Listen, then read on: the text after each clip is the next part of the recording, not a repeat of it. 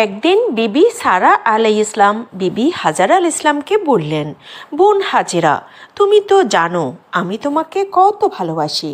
তবে এই ভালোবাসার প্রতিদান কখনো চাইনি তোমার কাছে, কিন্তু আজ আমি তোমার কাছে কিছু প্রতিদান চাইব। আর তুমি যে আমাকে ভালোবাসো তার প্রমাণ এর মাধ্যমেই দিতে হবে।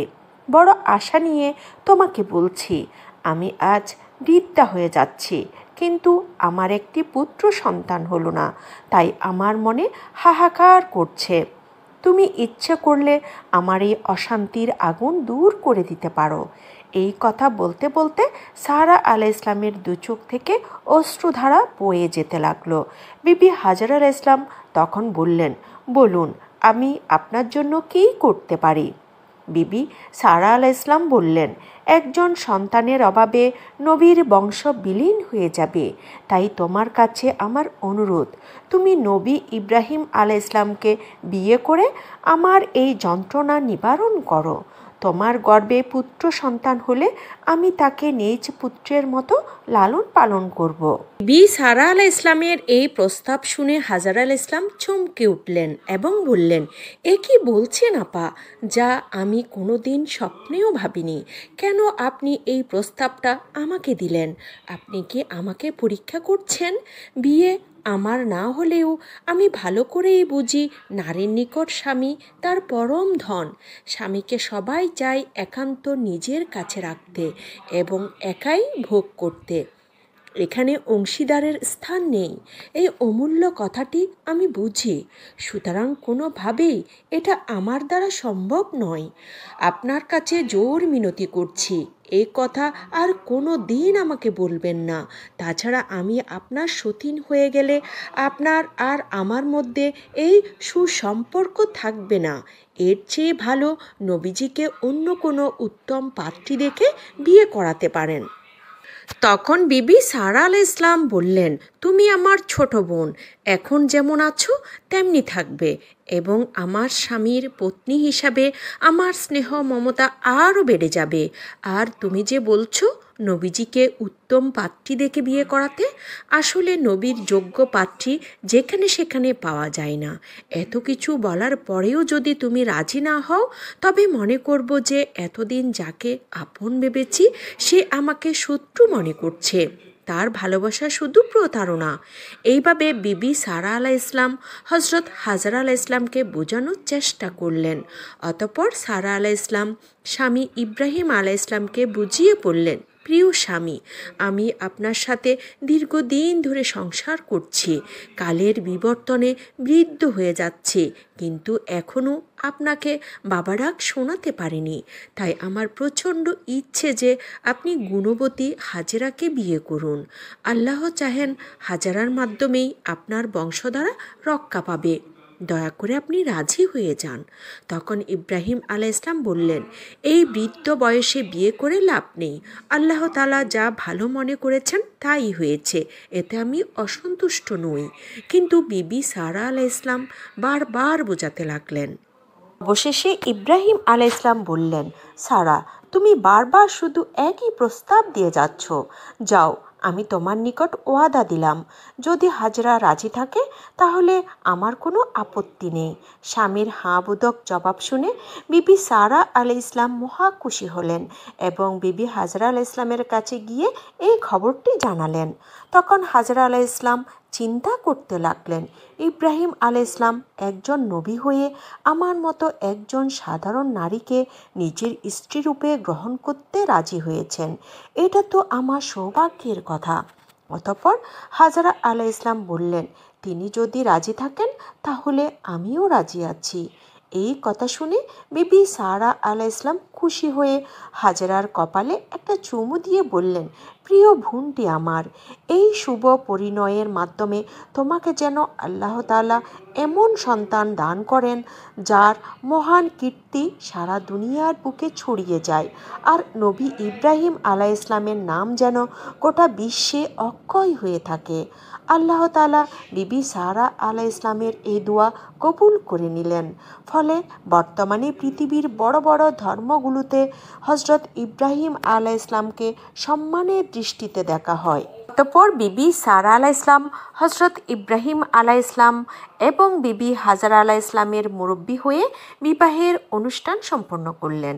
বিবাহের কিছুদিন অতিবাহিত হতেই বিবি হাজারা আলাইহিস ইসলাম গর্ভবতী হয়ে গেলেন। অতঃপর একটি সুন্দর চাঁদের মতো পুত্র সন্তান প্রসব করলেন। নবী ইব্রাহিম আলাইহিস ইসলাম আনন্দে আল্লাহ তাআলার দরবারে শুকরিয়া আদায় করলেন এবং পুত্রের নাম রাখলেন ইসমাইল আলাইহিস ইসলাম। কিন্তু এদিকে বিবি সারা আলাইহিস ইসলাম যেন কিছুর আঘাতে মর্মাহত হয়ে গেলেন। যিনি ছিলেন সদা হাস্যময়ী, তার মুখ আজ মলিন। বিবি সারা আলাইহিস ইসলামের এই অবস্থা দেখে হজরত ইব্রাহিম আলাইহিস ইসলাম দুঃখিত হয়ে গেলেন। অতঃপর বিবি সারা আলাইহিস ইসলাম সব সময় হাজারা আলাইহিস ইসলামের দোষ খুঁজে বেড়াচ্ছিলেন। বিবি হাজারা ভেবে পাচ্ছিলেন না যে কোন কাজ করলে বিবি সারা আলাইহিস ইসলামকে খুশি করা যাবে। তাই তিনি দিনরাত কান্না করে কাটাতেন।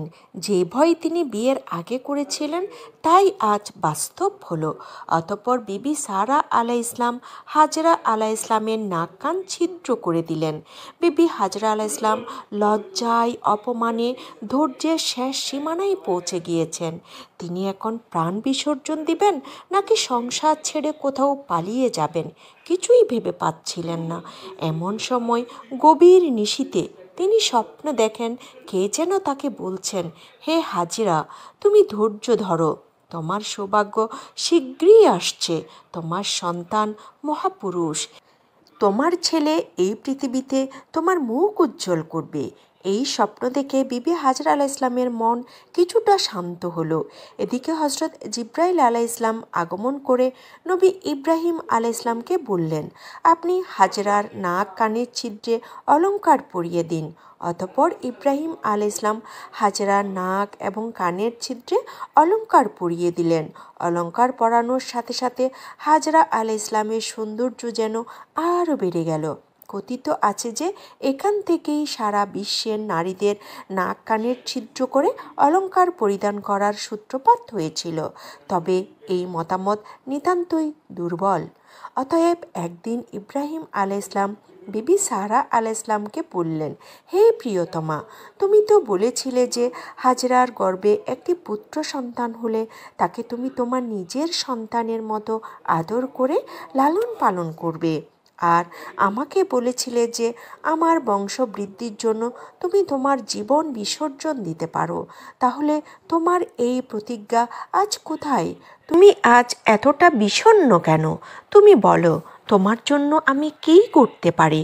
তখন বিবি সারা আলাইহিস ইসলাম বললেন, আমার প্রতি যদি আপনার দয়া থাকে তাহলে ইসমাইলকে সহ হাজরাকে গাছপালা পানিহীন নির্জন মরুভূমিতে নির্বাসিত করুন। বিবি সারা যে এই ধরনের দাবি করে বসবেন ইব্রাহিম আলাইহিস ইসলাম তা কল্পনাও করতে পারেননি। তাই তিনি থমকে গেলেন। কিছুক্ষণ পর তিনি বললেন, হে সারা, তুমি আমার এবং হাজেরার অমত থাকা সত্ত্বেও যুক্তি তর্ক দিয়ে আমাদের বিবাহ বন্ধনে আবদ্ধ করেছিলে কেন? তখন বিবি সারা আলাইহিস ইসলাম বললেন, ওইসব বাদ দিন, আমি এখন যা বলছি তাই করুন। বিবি সারা আলাইহিস ইসলামের কথা শুনে ইব্রাহিম আলাইহিস ইসলাম চিন্তিত হয়ে পড়লেন। এমন সময় হজরত জিবরিল আলাইহিস ইসলাম আল্লাহ তাআলার বাণী নিয়ে আগমন করলেন এবং বললেন, হে নবী ইব্রাহিম, আপনি চিন্তা করবেন না, বিবি সারা যা বলছে আপনি তাই করুন। উক্ত কথাগুলি বলে ফেরেশতা হজরত জিবরিল আলাইহিস ইসলাম সেখান থেকে অদৃশ্য হয়ে গেলেন। পরের দিন হজরত ইব্রাহিম আলাইহিস ইসলাম একাধিক খেজুর এবং এক মশক পানি উটের পেটে রেখে প্রস্তুত করলেন এবং বিবি হাজরা আলাইহিস ইসলামকে বললেন, হে হাজরা, ইসমাইলকে কোলে নিয়ে উটের পিঠে আরোহণ করো। তখন হাজরা আলাইহিস ইসলাম 6 মাসের শিশুপুত্র ইসমাইলকে নিয়ে উটের পিঠে আরোহণ করলেন। অতঃপর চলতে লাগলেন। হাজরা আলাইহিস ইসলাম চলতে চলতে অশ্রুধারা প্রবাহিত করতে লাগলেন। তার মনে একটাই চিন্তা, সংসার ছেড়ে কোনো অজানা গন্তব্যের পানে স্বামী তাকে নিয়ে যাচ্ছেন। কয়েকদিন পথ চলার পর তারা নির্জন ময়দানে উপস্থিত হলেন। সেখানে কোনো গাছপালা কিংবা লতাপাতা নেই, শুধু সূর্যের তাপ আর বালুময় মরুভূমি। এমনকি এক ফোঁটা পানির ব্যবস্থাও সেখানে নেই। একটু দূরেই আছে সাফা মারুয়া পাহাড়। ইব্রাহিম আলাইহিসসালাম, বিবি হাজরা আলাইহিসসালাম এবং তার দুধের শিশুকে সেখানে নামিয়ে দিলেন এবং বললেন, হাজেরা, তোমরা এখানেই থাকো, আমাকে ফিরে যেতে হবে। এই বলে তিনি স্ত্রী এবং একমাত্র শিশুপুত্রকে সেখানে রেখে রওনা হলেন। তখন বিবি হাজরা আলাইহিসসালাম অত্যন্ত ব্যাকুল হয়ে বললেন, প্রিয় স্বামী, আমাদেরকে এই নির্জন মরু ময়দানে একাকী রেখে কোথায় চলে যাচ্ছেন? এই শিশুকে নিয়ে আমি কি করব? তার আহার পানি আমি কিভাবে জোগাড় করব? তখন ইব্রাহিম আলাইহিসসালাম কান্না জড়িত কণ্ঠে হজরত হাজরা আলাইহিসসালামকে বললেন, হাজরা, তুমি ধৈর্য ধারণ করো, আমি আল্লাহ তাআলার আশ্রয়ে তোমাদেরকে রেখে যাচ্ছি। তখন কাতর স্বরে হাজরা আলাইহিসসালাম বললেন, তাহলে কি এটা আল্লাহর হুকুম? ইব্রাহিম আলাইহিসসালাম বললেন, হ্যাঁ, এটা আল্লাহর হুকুম। তখন হাজরা আলাইহিসসালাম দু চোখের পানি ছেড়ে দিয়ে বললেন, প্রিয় স্বামী, যে পানি আর খেজুর দিয়ে গেলেন, এগুলো তো 2-3 দিনের বেশি চলবে না। তারপর না খেয়ে আমার শিশু বাঁচবে না, আর আমিও বাঁচব না। এই বলে হাজরা শিশু ইসমাইল আলাইহিসসালামকে ইব্রাহিম আলাইহিসসালামের কোলে তুলে দিলেন। পুত্রকে বুকে জড়িয়ে ধরে ইব্রাহিম আলাইহিসসালাম তার কপালে চুমু দিয়ে চোখের পানি ছেড়ে দিলেন। কিন্তু কী করবেন? এটা আল্লাহ তাআলার হুকুম। অতঃপর তিনি হাজরার কোলে পুত্র ইব্রাহিম আলাইহিসসালামকে তুলে দিলেন। তখন হাজরা আলাইহিসসালাম বললেন, প্রিয় স্বামী, বাড়িতে গিয়ে বোন সারা আলাইহিসসালামের কাছে আমার সালাম বলবেন আর আমার জন্য দোয়া করতে বলবেন। আমার ব্যাপারে তিনি দোষী নন। দুনিয়াতে যা কিছু ঘটে একমাত্র আল্লাহ তাআলার হুকুমেই ঘটে, সুতরাং তার ব্যাপারে আমার কোনো অভিযোগ নেই। অতঃপর ইব্রাহিম আলাইহিসসালাম হাজরা আলাইহিসসালামের নিকট থেকে অশ্রুসিক্ত নয়নে বিদায় নিয়ে বাড়ির দিকে রওনা হলেন। চলতে চলতে আবুয়া নামক স্থানে এসে ইব্রাহিম আলাইহিসসালাম উটের পৃষ্ঠ থেকে নেমে গেলেন এবং আল্লাহ তাআলার দরবারে কেঁদে কেঁদে বললেন, হে প্রভু, হে দয়াময়, আমি আমার কলিজার টুকরা পুত্র ইসমাইলকে আর প্রিয়তমা হাজেরাকে তোমার হেফাজতে রেখে গেলাম। এদিকে বিবি হাজেরা মরু ময়দানে আল্লাহ তাআলার উপর ভরসা করে পড়ে রইলেন। অতঃপর রাত্রি যখন গভীর হলো, তখন বিরাট একটা বাঘ এসে বিকট আওয়াজ করে হাজেরা এবং ইসমাইলের চারপাশে ঘোরাফেরা করতে লাগলো। তখন হাজরা আলাইহিসসালাম ইসমাইল আলাইহিসসালামকে বুকে জড়িয়ে ধরে কেঁদে কেঁদে বললেন, ওরে বাঘ, তুমি আমাকে খেয়ে নাও, তবু দয়া করে আমার ইসমাইলকে খেও না। আল্লাহর কুদরতে বাঘটি চুপচাপ চলে গেল। বিবি হাজেরা খেজুর আর পানি খেয়ে কয়েকদিন কাটিয়ে দিলেন। একসময় খেজুর এবং পানি শেষ হয়ে গেল, ফলে হাজরা আলাইহিসসালামের বুকের দুধ শুকিয়ে গেল। মা এবং শিশুর পিপাসা চরমে পৌঁছে গেল। স্তনের বোঁটা চুষে দুধ না পেয়ে শিশু ইসমাইল আলাইহিসসালাম চিৎকার করে কাঁদতে লাগলেন। বিবি হাজরা ইসমাইলকে কোলে নিয়ে তার নিজের জিহ্বা পুত্রের মুখের ভিতর দিয়ে লেহন করতে লাগলেন। পিপাসায় ভরপুর এবং মরুভূমির উত্তাপে দুধের শিশু ছটফট করতে লাগলো। ক্ষুধার তৃষ্ণায় শিশু ইসমাইল আলাইহিসসালাম যেন তার শক্তি হারিয়ে ফেলেছেন। তার কণ্ঠস্বর ক্ষীণ হয়ে আসছিল। শিশু ইসমাইল আলাইহিসসালাম হাজরা আলাইহিসসালামের জিহ্বা আর লেহন করছিলেন না। তাই হাজরা আলাইহিসসালাম ঘাবড়ে গেলেন। তিনি ভাবতে লাগলেন, আমি কিসের জননী হলাম? কেন আসলাম এই দুনিয়াতে? বেদনায় তার হৃদয় হু হু করে কেঁদে উঠল। অতঃপর একটি জায়গায় নিথর ইসমাইলকে শুইয়ে রেখে হাজেরা পানির সন্ধানে দৌড়াদৌড়ি করতে লাগলেন। কিছু দূর যাওয়ার পরই তার মনে হতে লাগলো, তিনি এই কী করছেন? তার হৃদয়ের ধন আজ চিরতরে বিদায় হতে যাচ্ছে, আর তিনি তাকে ফেলে রেখে যাচ্ছেন। এই কি নিষ্ঠুর ব্যবহার! এই কি মায়ের কাজ! এই কি আমার সন্তানের প্রতি ভালোবাসা! এসব ভেবে তিনি আবার শিশু ইসমাইলের কাছে দৌড় দিলেন। কিছু দূর গিয়ে ভাবলেন বসে থাকলে তো চলবে না, তাই তিনি আবার পানির সন্ধানে পুনরায় সাফা পাহাড়ের দিকে ছুটলেন। সাফা পাহাড়ের উপরে উঠে তিনি এদিকে তাকান, ওদিকে তাকান, আবার বাচ্চার দিকেও তাকান। তিনি চারপাশে পানির তালাশ করতে লাগলেন, কিন্তু কোথাও পানির সন্ধান পেলেন না। অতঃপর সেখান থেকে নেমে এসে আবার মারোয়া পাহাড়ের দিকে দৌড়াতে লাগলেন। মারোয়া পাহাড়ে উঠে চারদিকে পানির তালাশ করতে লাগলেন, কিন্তু কোথাও এক বিন্দু পানির সন্ধান পেলেন না। অতঃপর শিশু ইসমাইল আলাইহিসসালামের নিকট গিয়ে দেখলেন যে ক্ষুধা আর পিপাসায় শিশু ইসমাইল আলাইহিসসালামের চেহারা বিবর্ণ হয়ে গিয়েছে। এখন আর কাঁদতে পারছে না। হাজেরা চিৎকার দিয়ে শিশুকে বুকে তুলে দেখেন শুধু ইসমাইলের বুকটা ধুক ধুক করছে। হাজেরা আলাইহিসসালামের শরীর থরথর করে কাঁপতে লাগলো, দু চোখে অন্ধকার দেখা দিচ্ছিল। তিনি চিৎকার করে বললেন, হায় হায়, তাহলে কি আমার বুকের মানিক শেষ হয়ে গেল? না না, আমি এই দৃশ্য সইতে পারবো না। হাজেরা আবার তাকে শুইয়ে দিয়ে অতি কষ্টে পাহাড়ের দিকে দৌড় দিলেন। এক পাহাড় হতে অন্য পাহাড়ে 7 বার দৌড়ালেন।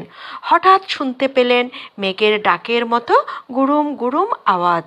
হাজেরা আকাশের দিকে হাত তুলে ডাক দিয়ে বললেন, হে আল্লাহ, যদি কোনো সাহায্য দিতে হয় তাহলে এখনই দাও। আমার কলিজার টুকরা সন্তান মারা গেলে আমি আর সাহায্য দিয়ে কি করব? তিনি সন্তানের মায়ায় উম্মাদিনীর মতো চিৎকার করে কান্না করতে লাগলেন। শুকনো গলায় কাঁদতেও পারছিলেন না। হাজেরার এই করুণ দৃশ্য দেখে আল্লাহ তাআলা বললেন, হে জিব্রাইল, এই করুণ দৃশ্য আর দেখতে চাই না।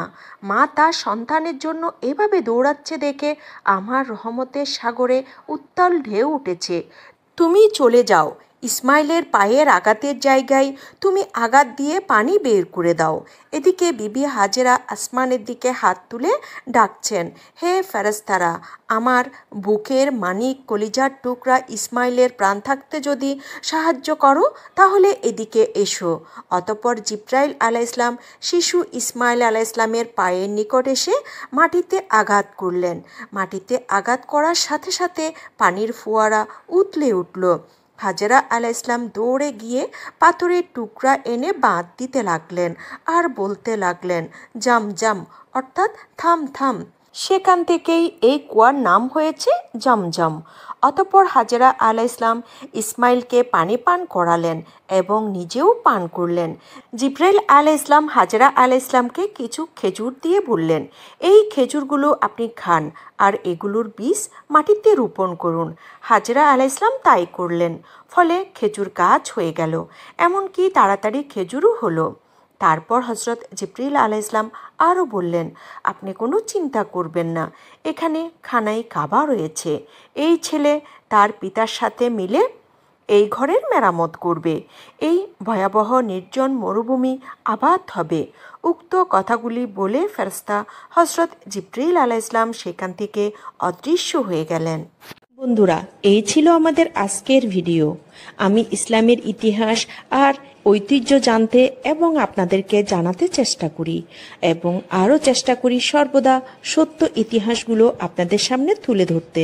তারপরেও আমার ভুল ত্রুটি থাকতেই পারে। বড় ধরনের কোনো ভুল যদি আপনাদের দৃষ্টিগোচর হয়, অনুগ্রহ করে কমেন্টের মাধ্যমে জানিয়ে দিলে কৃতজ্ঞ থাকব।